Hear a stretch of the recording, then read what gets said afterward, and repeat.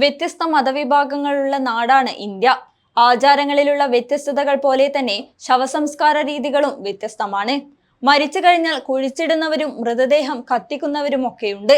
എന്നാൽ മൃതദേഹം കഴുകന് തിന്നാൻ കൊടുക്കുന്ന ഒരു വിഭാഗം ജനത നമ്മുടെ ഇന്ത്യയിലുണ്ടെന്ന് പറഞ്ഞാൽ വിശ്വസിക്കുമോ? എന്നാൽ ഉണ്ട്. പാർസി മതവിഭാഗത്തിലുള്ളവരാണ് ഇവർ. ഗുജറാത്തിലും മഹാരാഷ്ട്രയിലുമുള്ള സമ്പന്നരായ ഒരു ന്യൂനപക്ഷ മതവിഭാഗക്കാരാണ് സൗരാഷ്ട്രീയ മതവിശ്വാസം പിന്തുടരുന്ന പാർസികൾ.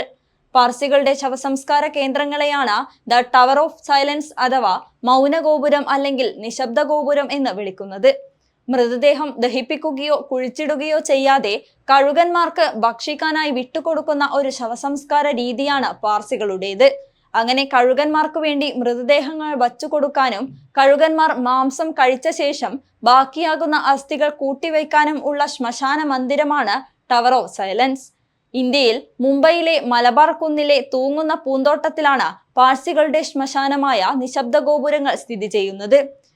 ശവശരീരം അലങ്കരിച്ച മഞ്ചലിൽ ടവർ ഓഫ് സൈലൻസിൽ കൊണ്ടുവന്ന് പ്രത്യേക സ്ഥലത്ത് വച്ച ശേഷം ചില മരണാനന്തര കർമ്മങ്ങൾ ചെയ്യും. ശേഷം മൃതദേഹത്തിലെ വസ്ത്രങ്ങൾ നീക്കം ചെയ്ത് കഴുകന്മാർക്ക് ഭക്ഷിക്കാൻ പാകത്തിൽ തുറന്നു വയ്ക്കും. ശവവാഹകർ കൈകൊട്ടി ശ്രദ്ധ ക്ഷണിക്കുന്നതോടെ ഇവിടുത്തെ ഗോപുരങ്ങൾക്ക് മുകളിലെ കൂടുകളിൽ നിന്ന് കഴുകന്മാരെത്തി ഈ ശവശരീരം തിന്നുകയും ചെയ്യുന്നു. ഏതാനും മണിക്കൂറിനകം അവ ഒരു ശവശരീരത്തെ പൂർണ്ണമായും തിന്നു തീർക്കും. ഇതിനുശേഷം അവശേഷിക്കുന്ന എല്ലുകൾ സൂര്യപ്രകാശത്തിൽ ഉണങ്ങാനായി വയ്ക്കും.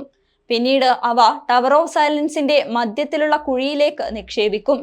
ഇതാണ് പാർസികളുടെ പൊതുവായ ശവസംസ്കാര രീതി.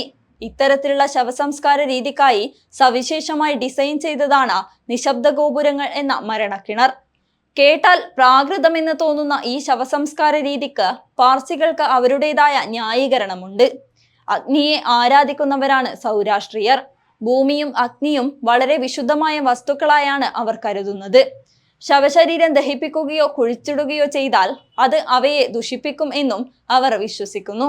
അശുദ്ധമായ മൃതദേഹത്തെ പവിത്രമായ അഗ്നി സ്പർശിക്കാതിരിക്കാനാണ് അവ ദഹിപ്പിക്കാത്തത്.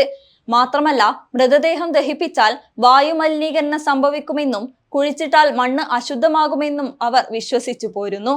ഈ വിശ്വാസം മൂലമാണ് ഇവർ മറ്റു മതസ്ഥരെ പോലെ ശവശരീരം ദഹിപ്പിക്കുകയോ മണ്ണിൽ മറവ് ചെയ്യുകയോ ചെയ്യാത്തത്. ബാംഗ്ലൂർ നഗരത്തിലുള്ള പാർസികൾക്കായി ഹെബ്ബാൽ മേൽപ്പാലത്തിന് സമീപം 14 ഏക്കർ ക്യാമ്പസിൽ ഒരു നിശബ്ദ ഗോപുരം ഉണ്ട്. ബംഗളൂരു വിമാനത്താവളത്തിലേക്ക് പോകുന്ന വാഹനങ്ങളിൽ നിന്ന് അത് കാണാവുന്നതാണ്. ഏകദേശം 1000 വർഷം മുമ്പ് ഇന്നത്തെ ഇറാനിൽ നിന്നാണ് പാർസികൾ ഇന്ത്യയിലെത്തുന്നത്. 3000 വർഷങ്ങൾക്ക് മുൻപ് പേർഷ്യയിൽ പിറന്ന സൗരാഷ്ട്ര മതം ഒരു കാലത്ത് പേർഷ്യയിലെ ശക്തമായൊരു മതവിഭാഗമായിരുന്നു. ജീവിതത്തിലും മരണത്തിലും സവിശേഷമായ ആചാരങ്ങൾ പിന്തുടരുന്ന ജനതയാണ് സൗരാഷ്ട്രീയർ. ഇന്ത്യയിൽ ഇതുവരെ ടവേഴ്സ് ഓഫ് സൈലൻസിലെ ശവസംസ്കാരം നിരോധിച്ചിട്ടില്ല. പക്ഷേ ഈ പ്രദേശത്ത് ശവന്തീനി കഴുകന്മാരുടെ അഭാവം ഈ പുരാതന ശ്മശാന രീതിക്ക് വലിയ ഭീഷണിയാണ്.